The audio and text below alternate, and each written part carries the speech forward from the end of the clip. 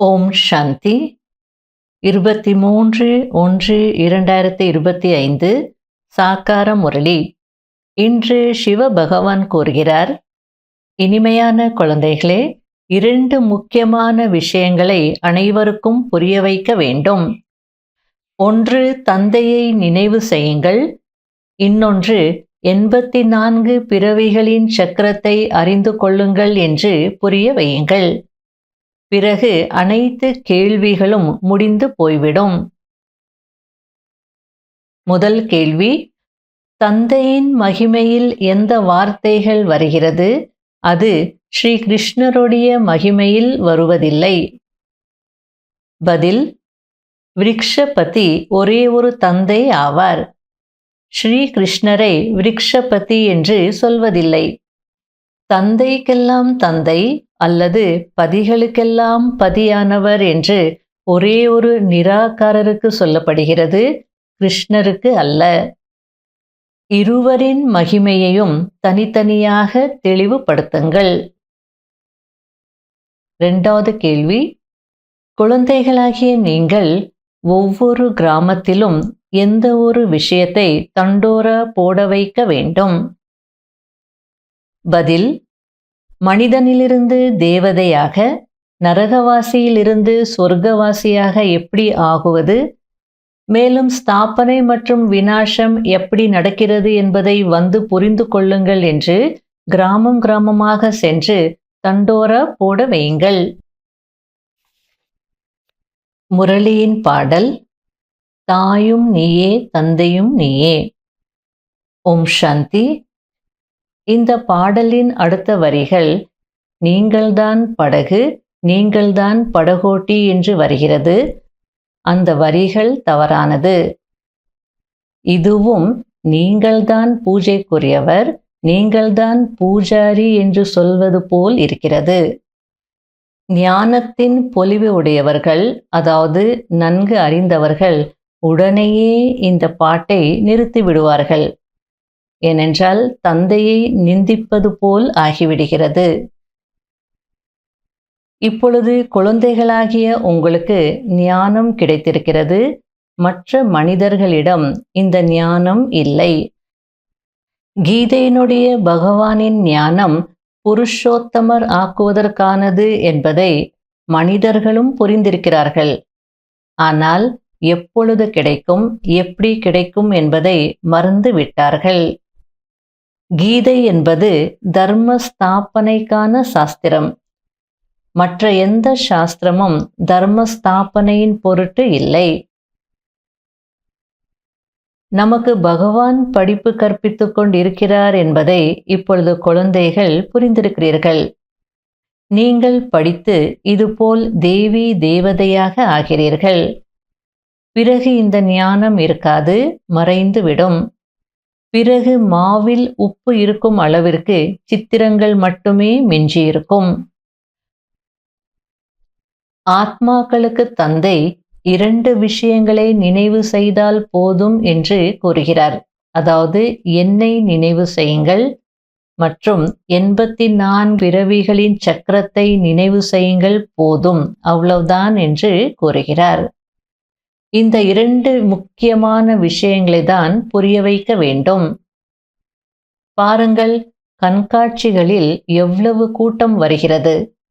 இவ்வளவு மனிதர்கள் செல்கிறார்கள் என்றால் அவசியம் ஏதோ பார்ப்பதற்கு இருக்கிறது என்று நினைத்து மற்ற மனிதர்களும் உள்ளே வந்து விடுகிறார்கள். ஒவ்வொருவருக்கும் அமர்ந்து புரிய வைக்கும் போது வாய் களைப்படைந்து விடுகிறது. அப்பொழுது என்ன செய்ய வேண்டும்? அதாவது கண்காட்சிகளில் கூட்டம் அதிகமாக வரும்போது எப்படி கைட் பண்ணணுன்றது பாபா புரிய வச்சிட்டு இருக்கிறார். ஏன்னா அந்த கூட்டம் அதிகமாக இருக்குன்னு ஏனோ தானோன்னு கொஞ்சம் சொல்லிட்டு அனுப்பிடாதீங்க, ப்ராப்பராக நீங்கள் புரிய வைக்கணும் அப்படின்றார். அப்போ என்ன சொல்லணும் அப்படின்னா, கண்காட்சி இந்த மாதம் முழுவதும் நடக்கும். இன்று கூட்டம் அதிகமாக இருக்கிறது, நாளை வாருங்கள் அல்லது நாளை மறுநாள் வாருங்கள் என்று சொல்லுங்கள். அதுவும் யாருக்கு படிப்பில் விருப்பம் இருக்கிறதோ, அதாவது மனிதனிலிருந்து தேவதையாக விரும்புகிறார்களோ அவர்களுக்கு புரிய வைக்க வேண்டும். கூட்டம் அதிகமாக இருக்கிறது, எனவே சென்டருக்கு வாருங்கள் என்று சொல்லுங்கள். மற்றபடி இது சொர்க்கம், இது நரகம் என்று அப்படியே சும்மா சொல்வதினால் மனிதர்கள் என்ன புரிந்து கொள்வார்கள்? நேரம் வீணாகி விடுகிறது. ஆகையால யுக்தியோடு நடந்துக்கணும் அப்படின்றார். சத்யுகத்திற்கும் கலியுகத்திற்கும் இரவு பகலுக்கான வித்தியாசம் இருக்கிறது என்பதை குழந்தைகளாகிய நீங்கள் அறிவீர்கள். பிரம்மாவின் பகல் மற்றும் பிரம்மாவின் இரவு என்று சொல்லப்படுகிறது. பிரம்மாவின் பகல் என்றால் விஷ்ணுவின் பகல், விஷ்ணுவின் பகல் என்றால் பிரம்மாவின் பகல் ஆகும். விஷயம் ஒன்றுதான். தாரணை ஆகவில்லை என்றால் மற்றவர்களுக்கு எப்படி புரிய வைக்க முடியும்? மற்றபடி தந்தையின் மூலம் இந்த பதவி அடைய வேண்டும். நரகத்தின் விநாசம் எதிரில் நின்று கொண்டிருக்கிறது. இதை புரிய வைப்பது மிகவும் சகஜம். நிராகார ஆத்மாக்களுக்கு நிராகார பரமாத்மாவின் வழி கிடைக்கிறது. மற்றது அனைத்தும் மனித வழியாகும். இரவு பகலுக்கான வித்தியாசம் இருக்கிறதல்லவா? ஈஸ்வரிய வழி ஒரே ஒரு முறைதான் கிடைக்கிறது. எப்பொழுது ஈஸ்வரன் வருகிறாரோ அப்பொழுது அவர் வழியின் மூலம் நாம் இப்படி ஆகிறோம். தேவி தேவதா தர்மத்தை ஸ்தாபனை செய்வதற்காகவே அவர் வருகிறார். இந்த பாயிண்ட்ஸையும் தாரணை செய்ய வேண்டும். அப்போதுதான் தகுந்த நேரத்தில் அது வேலைக்கு உதவும். அதாவது ஞானத்தை சிந்தனை செய்து தாரணை செய்திருந்தால் கண்காட்சிகளில் எக்ஸ்பிளைன் பண்ணும்போது அந்த பாயிண்ட் தானா எமர்ஜ் ஆகும். யாருக்கு என்ன சொல்லணுமோ அப்போ அந்த பாபாவுடைய பாயிண்ட்ஸ் ஞாபகத்திற்கு வரும். அப்போ நல்லா சேவை செய்ய முடியும் அப்படின்றார். இந்த புருஷோத்தம யுகத்தை பற்றி யாருக்கும் தெரியாது. எனவே குழந்தைகள் இந்த அனைத்து விஷயங்களையும் கேட்டு எவ்வளவு குஷியடைய வேண்டும். கேட்டு பிறகு மற்றவர்களுக்கு சொல்லும் போது இன்னும் குஷி ஏற்படும். சேவை செய்பவர்களை தான் பிராமணர் என்று சொல்ல முடியும். உலகாய பிராமணர்களிலும் வரிசை கிரமம் இருக்கிறதல்லவா? அதாவது லௌகீக பிராமணர்கள் கூட வரிசை கிரமமாக தானே இருக்கிறாங்க. சில பிராமணர்கள் மிகவும் பிரபலமானவர்களாக இருப்பார்கள், அதிகமாக சம்பாதிக்கிறார்கள். சிலருக்கு சாப்பிடுவதற்கும் கிடைப்பதில்லை. அதுபோல் இங்கேயும் வரிசை கிரமமாக தான் இருக்கிறீர்கள். நீங்கள் அந்த பிராமணர்களுக்கும் நல்ல முறையில் புரிய வைக்க வேண்டும். நீங்கள் நிறைய பேருக்கு நன்மை செய்ய முடியும். பாபா பல யுக்திகளை கூறியிருக்கிறார். தந்தை குழந்தைகளோடுதான் உரையாடல் செய்கிறார். நான் ஆத்மா என்ற நிச்சயம் பக்காவாக இருக்க வேண்டும். பரம ஆத்மா நமக்கு கூறுகிறார், நாம் தாரணை செய்ய வேண்டும். நான் வந்துவிட்டேன். மகாபாரத யுத்தம் நடந்து கொண்டிருக்கிறது. ஆனால் மனிதர்கள் அஞ்ஞான இருளில் தூங்கிக் கொண்டிருக்கிறார்கள் என்று தந்தை கூறுகிறார். குழந்தைகளுக்கு மிகுந்த குஷி இருக்க வேண்டும். யார் முழு நாளும் சேவை செய்து கொண்டே இருக்கிறார்களோ அவர்களுக்கு தான் மிகுந்த குஷி இருக்கும். குழந்தைகளுக்கு சேவையில் ஆர்வம் இருக்க வேண்டும். நீங்கள் ராஜ்யம் செய்ய வேண்டும் என்றால் பிரஜைகளை உருவாக்க வேண்டும். தந்தையை நினைவு செய்யுங்கள் என்ற இந்த மகா மந்திரம் ஒன்றும் குறைந்ததல்ல. நினைவு செய்யுங்கள். அப்போது கடைசி நினைவிற்கேற்ப நல்ல நிலை ஏற்பட்டுவிடும். நல்லது. இனிமையிலும் இனிமையான காணாமல் போய் கண்டெடுக்கப்பட்ட செல்ல குழந்தைகளுக்கு மாத் பிதா பாப் தாதாவின் அன்பு நினைவுகள் மற்றும் காலை வணக்கம். ஆன்மீக குழந்தைகளுக்கு ஆன்மீக தந்தையின் நமஸ்காரம். கடைபிடிக்க வேண்டிய முக்கியமான சாராம்சம். முதல் பாயிண்ட், தந்தை என்ன வசீகரண மந்திரத்தை கொடுத்திருக்கிறாரோ அதை அனைவருக்கும் நினைவுபடுத்த வேண்டும். சேவைக்கான விதவிதமான யுக்திகளை உருவாக்க வேண்டும். கூட்டத்தில் தன்னுடைய நேரத்தை வீணாக்க கூடாது. 2வது பாயிண்ட், ஞான பாயிண்ட்களை புத்தியில் வைத்து ஞானத்தின் மிக நல்ல மனநிலையில் இருக்க வேண்டும். அதாவது மனநிலை ஃபர்ஸ்ட் கிளாஸ் ஆனதாக இருக்க வேண்டும். ஹனுமானை போன்று சத்சங்கங்களுக்கு சென்று அமர வேண்டும். பிறகு அவர்களுக்கு சேவை செய்ய வேண்டும். குஷியாக இருப்பதற்கு முழு நாளும் சேவை செய்ய வேண்டும். வரதானம், நான் மற்றும் எனது என்ற பற்றை பலி கொடுக்கக்கூடிய சம்பூர்ண மகாபலி ஆகுங்கள். எல்லைக்குட்பட்ட எந்த ஒரு மனிதர் அல்லது பொருள் மீது இருக்கும் பற்று இதுதான் என்னுடையது என்பதாகும். இது என்னுடையது, இது நான் செய்தேன். இந்த நான் என்ற பற்றை முழுமையாக அர்ப்பணம் செய்பவர்தான் மகாபலி ஆவார். எல்லைக்குட்பட்ட நான் என்பதை சமர்ப்பணம் செய்ய வேண்டும். அப்போது தந்தைக்கு சமமானவர் ஆகுவீர்கள். நான் செய்து கொண்டிருக்கிறேன், இல்லை, பாபா செய்ய வைத்துக் கொண்டிருக்கிறார், பாபா நடத்தி கொண்டிருக்கிறார். எந்த ஒரு விஷயத்திலும் நான் என்ற சொல்லுக்கு பதிலாக இயல்பான பாஷையிலும் கூட பாபா என்றுதான் வர வேண்டும், நான் என்பது கூடாது. பிரம்மா பாபா அவ்வியக்த ஆகிறதுக்கு, அதாவது பாப் சமான் ஆகிறதுக்கு இந்த முயற்சியை தான் நிறைய செய்தார் அப்படின்னு சொல்லி தாதிமார்கள் சொல்லுவாங்க. கடைசியில் யாராவது பாபாவுடைய மகிமை செய்தால, நான் ஒன்றும் செய்யல, குழந்தைகளை பாபா செய்ய வச்சுட்டு இருக்கிறார், பாபா நடத்துக்கிறார், இப்படி ஒரு இயல்பான பாஷையாகவே ஆகியிருந்ததா. அப்போ ரமேஷ் பாய் இந்த படங்களுடைய ஒரு செட்டு சேவைக்காக உருவாக்கியிருந்தார். அதை கொண்டு பாபா கிட்ட காட்டினாரா. உடனே பாபா, ரொம்ப நல்லா இருக்கு, கண்காட்சி மாதிரி நீங்க வச்சு சேவை செய்யுங்க, படங்கள் எல்லாம் மாட்டி மக்களை கூப்பிட்டு சேவை செய்யுங்க அப்படின்னு சொன்னாரா. அதுக்கு உடனேயே நம்ம மதுபன்லேயே மவுண்ட் அபுலேயே செய்யலான்னு சொல்லிட்டு மியூசியம் பக்கத்தில் ஒரு ஹோட்டலில் இடம் எடுத்து அங்கே எக்ஸிபிஷன் முதல்ல செய்திருக்காங்க. எல்லாருக்கும் ஆசை இருக்கு இல்லையா, ஃபர்ஸ்ட் செய்கிற எக்ஸிபிஷன், ஃபர்ஸ்ட் படங்களை வச்சு சேவை ஆரம்பிக்கிறாங்க. அப்போ எல்லாரும் என்ன சொன்னாங்களா, பாபா நீங்கள் இனாகுரேஷன் பண்ணணும், பாபா அதுக்கும் குழந்தைகள் நீங்கள் செய்யுங்க, பாபா செய்ய வைப்பார், போங்க நீங்கள் செய்யுங்க அப்படின்னு சொன்னாராம். அதாவது எல்லாத்துல இருந்து அவர் விடுபடி இருந்தார். நான் என்னது என்பதே அவருக்கு இருக்கலை அப்படின்றாங்க. அதுக்கப்புறமா இவங்கெல்லாம் என்ன பிளான் பண்ணியிருக்காங்கன்னா, பாபா வரலன்னா எப்படி, ஆகையால 5 மணிக்கு எல்லாரும் தூங்கிட்டு இருப்பாங்க பாபா, அந்த நேரத்தில் நீங்கள் வாங்க, எக்ஸிபிஷன் ஓப்பன் பண்ணிடுங்க, இனாகுரேஷன் பண்ணுங்க, வந்துருங்க, நாங்கள் அதுக்கு ஏற்பாடு பண்ணுறோம், கூட்டிகிட்டு போகிறோம் அப்படின்னு சொன்னாங்களாம். சரின்னுட்டு பாபா வந்தாரா, இனாகுரேஷன் பண்ணிட்டு. அப்போ அந்த முதல்ல மியூசியம் சின்னதாக இருந்தது, முன்னாடி கொஞ்சம் இடம் இருந்தது. இந்த இடம் யாருதுன்னு விசாரித்து அந்த இடத்த விலைக்கு வாங்கிக்கோங்க அப்படின்னு சொன்னாரா பாபா. அதுக்கப்புறம் வந்துட்டார்.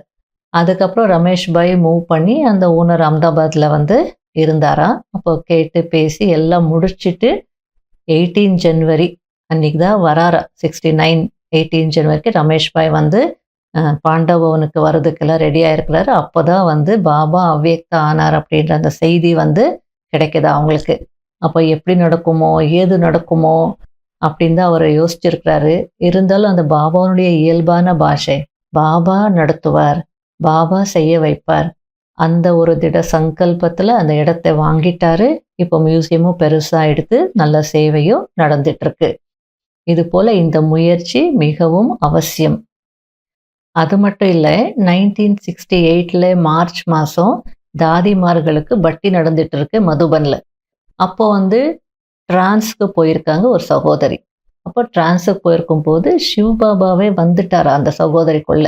வந்துட்டு சொன்னார், பிரம்மா பாபா ரொம்ப தீவிரமாக முயற்சி செய்துட்டு இருக்கிறார், அதனால அவர் என்ன சொல்கிறாரோ அதை செய்யுங்க, அவரை ரொம்ப டிஸ்டர்ப் பண்ணாதீங்க, ரொம்ப உயர்ந்த முயற்சியில் இருக்கிறார் அப்படின்னு பாபாவே சொல்லியிருக்கிறார்.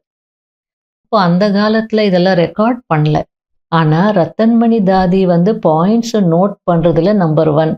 அவங்க அவங்களுடைய டைரியில் இந்த பாயிண்ட்ஸ் எல்லாம் எழுதி வச்சுருக்காங்க. அந்த டைரி சமீபத்தில் ராஜுபாய்க்கு கிடைச்சி அவருடைய கிளாஸில் இந்த விஷயங்களை வந்து சொல்கிறார். ஆகையால் அந்த நான் எனது அப்படின்ற விஷயத்திலிருந்து நம்ம விடுபட்டால்தான் அவ்வியக்த நிலை அடைய முடியும், கர்மாத்தீத்த நிலை அடைய முடியும்ன்றது சொல்கிறார். ஸ்லோகன்: எண்ணமும் செயலும் சமமாகிவிட வேண்டும். அந்த அளவிற்கு சங்கல்பத்தில் திடத்தன்மையை தாரணை செய்யுங்கள். அதாவது நம்ம என்ன நினைக்கிறோமோ அது நடைமுறையில் வரணும். எண்ணமும் கர்மமும் சமமாயிடணும். ஏன்னா சில நேரத்தில் நிறைய இப்படி இருக்கணும், அப்படி இருக்கணும், இந்த முயற்சி செய்யணும், அந்த முயற்சி செய்யணும், இனிமேல் இதை செய்யக்கூடாதுன்னு நினைக்கிறோம். ஆனால் ப்ராக்டிக்கலில் வரும்போது 60%, 50%, 30% அப்படின்னு இருக்கும். நினைக்கிறது பார்த்தா 100%. ஆகையில பாபா எண்ணமும் செயலும் சமமாகிவிட வேண்டும் அப்படின்றார். அதுக்கு சங்கல்பத்தில் திடத்தன்மையை தாரணை செய்யுங்க அப்படின்றார். இன்றைய அவ்வியக்த சமிகை: சமயத்திற்கேற்ப இப்போது மனம் மற்றும் சொல் இந்த இரண்டின் சேவையையும் ஒன்று போல் செய்யுங்கள். ஆனால் வார்த்தைகளின் மூலம் செய்யும் சேவை சகஜமானது. மனதின் சேவைக்கு கவனம் தேவை. எனவே மனதில் அனைத்து ஆத்மாக்களுக்காகவும் சுப பாவனை மற்றும் சுப விருப்பங்களின் எண்ணம் இருக்க வேண்டும். வார்த்தைகளில் இனிமை, திருப்தி மற்றும் சரளத்தன்மையின் புதுமை இருக்க வேண்டும். அப்போது வெற்றி சுலபமாகவே கிடைத்துவிடும். ஓம் சாந்தி.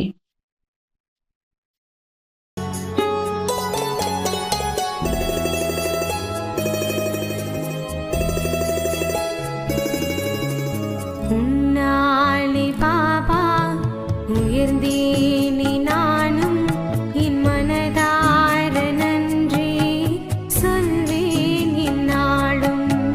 உன்னாலே பாபா உயர்ந்தேனே நானும் என் மனதார